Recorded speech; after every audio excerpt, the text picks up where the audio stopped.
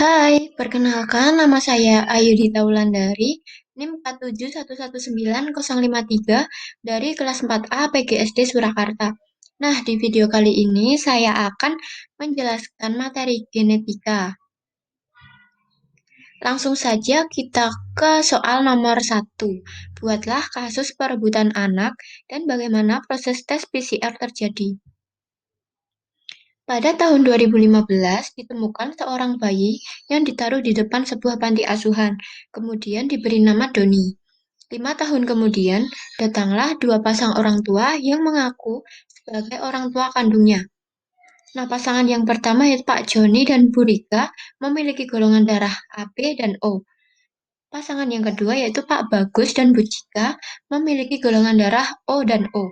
Sementara Doni sendiri memiliki golongan darah A. Setelah mempertimbangkan data di atas, manakah sebenarnya orang tua kandung dari Doni? Nah, yang pertama kita akan menganalisis pasangan yang pertama yaitu pasangan Pak Joni dan Bu Rika. Pasangan Pak Joni memiliki golongan darah IAIB yang mana merupakan golongan darah B. Dan Bu Rika memiliki golongan darah IOIO yang mana merupakan golongan darah O. Maka diperoleh F1 IAIO golongan darah A, IAIO golongan darah A, IBIO golongan darah B, IBIO golongan darah B.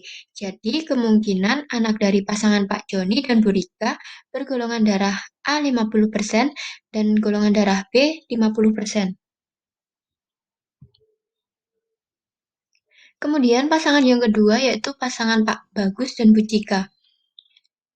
Pak Bagus memiliki golongan darah IOIO yang mana merupakan golongan darah O, dan Bu Cika memiliki golongan darah IOIO yang mana merupakan golongan darah O. Maka diperoleh F1 sama dengan IOIO golongan darah O, IOIO golongan darah O, IOIO golongan darah O, dan IOIO merupakan golongan darah O. Jadi tidak memungkinkan jika Doni adalah anak dari Pak Bagus dan Bu Cika. Nah, dari data tersebut dapat disimpulkan bahwa Doni merupakan anak dari pasangan Pak Joni dan Bu Rika. Lalu, apa itu tes PCR? Reaksi polimerase berantai atau dikenal sebagai polymerase chain reaction atau PCR merupakan suatu proses sintesis enzimatik untuk mengamplifikasi nukleotida secara in vitro. Kunci utama pengembangan PCR adalah menemukan bagaimana cara amplifikasi hanya pada urutan DNA target dan meminimalkan amplifikasi urutan non-target. Penggunaan PCR telah berkembang secara cepat seirama dengan perkembangan biologi molekuler.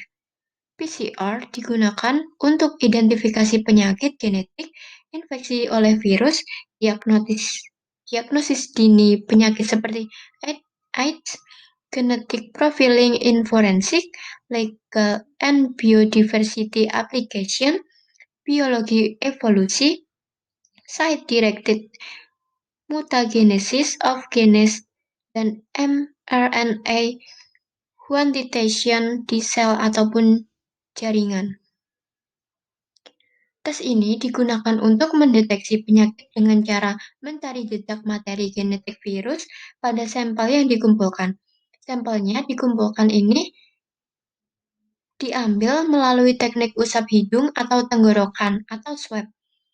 Materi genetik yang ada di tiap sel, termasuk virus, dapat berupa deoksiribonukleik acid atau DNA dan ribonucleic acid atau RNA.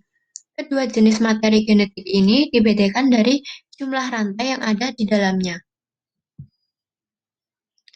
Kemudian, soal nomor 2. Untuk mengetek seseorang menderita virus COVID-19, dilakukan tes antibodi dan antigen. Jelaskan perbedaan keduanya dengan detail dan rinci.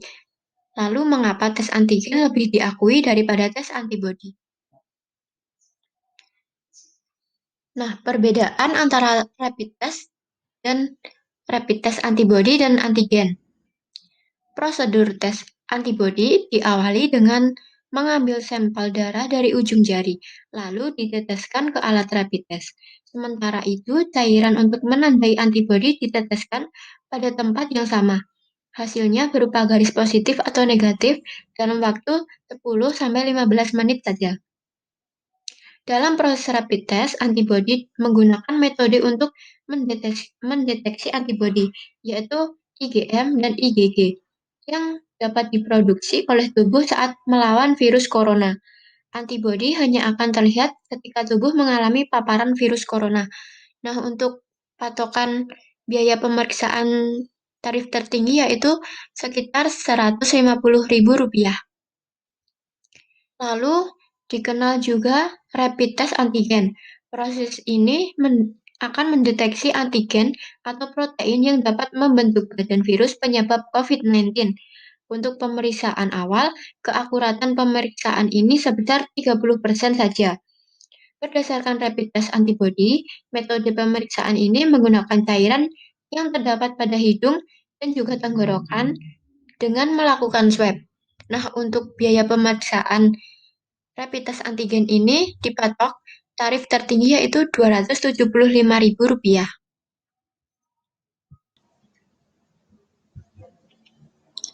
Kemudian, mengapa tes antigen lebih diakui daripada tes antibodi?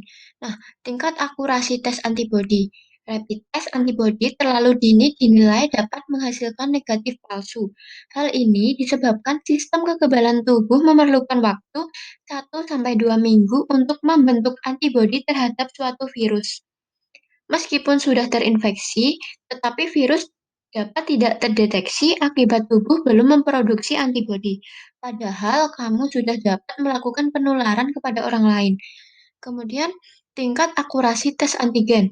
Tes diagnostik ini berguna untuk mendeteksi dengan cepat keberadaan infeksi COVID-19 aktif.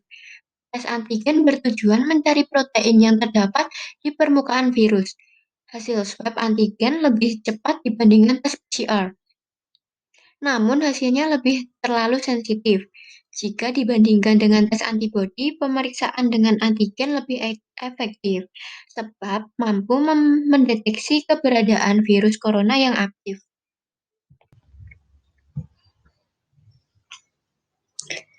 Kemudian soal nomor 3. Buatlah contoh persilangan 3 sifat beda pada tanaman kacang kapri. Disilangkan tanaman etis bunga ungu, letak bunga aksial, dan biji bulat dengan etis bunga putih, letak bunga terminal, dan biji keriput.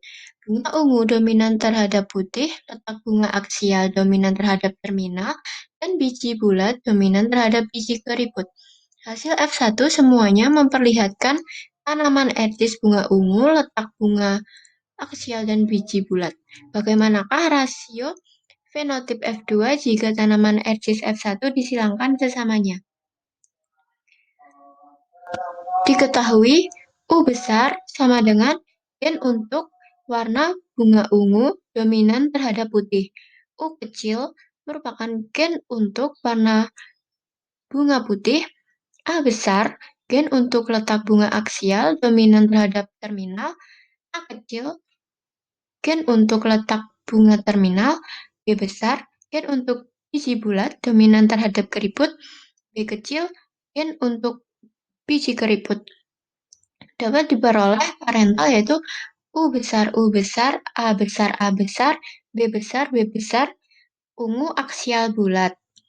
Dan gamet U besar, A besar, B besar disilangkan dengan parental U kecil, A kecil, A kecil, B kecil, B kecil, putih terminal keriput. Dengan gamet U kecil, A kecil, B kecil. F1 sama dengan U besar, U kecil, A besar, A kecil, B besar, B kecil. Atau ungu aksial bulat. Gamet U besar, A besar, B besar, U besar, A besar, B kecil, U besar, A kecil, B besar, U besar, A kecil, B kecil, U kecil, A besar, B besar, U kecil, A besar, B kecil, U kecil, A kecil, B besar, U kecil, A kecil, B kecil. Dengan menggunakan cara yang sama pada persilangan sebelumnya dapat dicari fenotip F2 sebagai berikut. Nah, dari tabel di atas dapat disimpulkan bahwa ungu aksial bulat atau U besar, U besar, A besar, A besar, B besar sama dengan 27 buah. Ungu aksial keriput atau U besar, U besar, A besar, A besar, B kecil sebanyak 9 buah. Ungu terminal bulat, U besar, A kecil, B besar 9 buah. Putih aksial bulat, U kecil, A besar, B besar 9 buah. Ungu terminal keriput, U besar, A kecil, B kecil sebanyak 3 buah. Putih aksial keriput, U kecil, A besar, B kecil sebanyak 3 buah. Putih terminal bulat, U kecil, A kecil, B besar sebanyak 3 buah. Putih terminal keriput, U kecil, A kecil, B kecil sebanyak 1 buah. Jadi rasio fenotip F2 pada persilangan tanaman etis tersebut adalah 27 banding 9 banding 9 banding 9 banding 3 banding 3 banding 3 dan banding 1.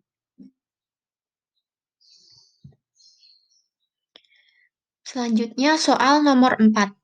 Carilah peta silsilah kerajaan Inggris yang menderita penyakit hemofilia, lalu jelaskan peta tersebut. Nah, sebelumnya, apa itu hemofilia? Hemofilia merupakan kelainan genetik pada darah yang disebabkan adanya kekurangan atau defisiensi faktor pembekuan darah. Kromosom seks tersusun atas 2 kromosom, XX dan XY. Maka apabila terdapat kelainan pada kromosom X, jika penderita adalah perempuan dan hanya satu kromosom X yang terkena, maka penderita mempunyai sifat pembawa atau karier. Apabila pada seorang perempuan yang terkena kedua kromosom X, maka penyakit akan bermanifestasi gejala. Kondisi ini terjadi karena diturunkannya penyakit ini bersifat resesif. Sedangkan pada laki-laki, oleh karena hanya mempunyai satu kromosom X, maka apabila kromosom tersebut terkena, maka penyakit akan bermanifestasi gejala. Tidak ada istilah karier pada laki-laki.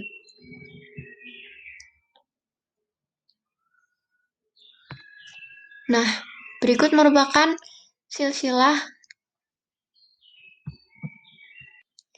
kerajaan Inggris yang menderita penyakit hemofilia. Alel resesif untuk hemofilia tersebut kemungkinan pertama kali muncul pada keluarga kerajaan melalui terjadinya mutasi pada salah satu kromosom seks milik ayah atau ibu Ratu Victoria. Hal ini menjadikan Ratu Victoria sebagai karier. Silsilah keluarga Ratu Victoria menunjukkan kejadian hemofilia dan pola pewarisannya di beberapa keturunannya. Terlihat jelas dari silsilah keluarga tersebut bahwa penyakit tersebut terpaut kromosom X, karena semua individu penderita adalah laki-laki. Ratu Victoria tidak menderita penyakit tersebut karena ia hanya membawa satu salinan gen penyebab hemofilia, dan pengaruh gen tersebut ditutupi oleh gen dominan normal yang ada di kromosom X-nya yang satu lagi. Penderita hemofilia yang pertama dari keturunan bangsawan tampaknya adalah Leopold, anak laki-laki Ratu Victoria. Alel resesif untuk hemofilia tersebut kemungkinan pertama kali muncul pada keluarga kerajaan melalui terjadinya mutasi pada salah satu kromosom seks milik ayah atau ibu Ratu Victoria. Hal ini menjadikan Ratu Victoria seorang karier. Leopold bertahan hidup sampai menjadi ayah dari seorang karier yang mewariskan kelainan hemofilia pada salah satu anak laki-lakinya. Hemofilia pada akhirnya terbawa ke keluarga kerajaan Prusia Rusia dan Spanyol melalui perkawinan dua anak Ratu Victoria. Anak perempuan Ratu Victoria, Beatrice, memasukkan alel itu ke keluarga kerajaan Spanyol lewat pernikahan. Begitu pula anak perempuan lainnya ke keluarga kerajaan Rusia. Pada akhirnya, hemofilia menjadi penyakit yang menurun di antara anggota keluarga kerajaan. Viscount Trematon dan dua pangeran, Alfonso dan Gonzalo, semuanya meninggal akibat hemofilia setelah kecelakaan mobil. Nah, sampai di sini saja presentasi dari saya. Apabila ada salah kata, saya mohon maaf. Kurang lebihnya, saya mohon maaf. Wassalamualaikum warahmatullahi wabarakatuh.